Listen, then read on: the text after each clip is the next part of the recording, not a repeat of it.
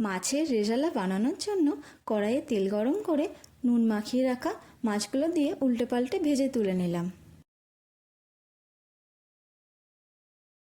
তারপর ওই মাছ ভাজার তেলে অল্প ঘি দিয়ে শুকনো লঙ্কা, দারচিনি, ছোটো এলাচ, লবঙ্গ আর শাহামরিচ ফোড়ন দিলাম। ফোড়নটা একটু নেড়ে চেড়ে নিয়ে দুটো সেদ্ধ করে রাখা পেঁয়াজ বাটা দিয়ে দিলাম।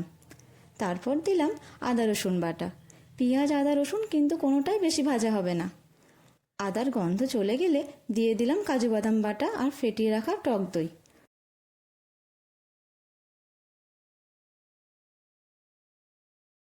অল্প নেড়ে নুন আর জল দিয়ে ফুটতে দিলাম। এই সময় দুটো কাঁচা লঙ্কাও ভেঙে দিয়ে দিলাম।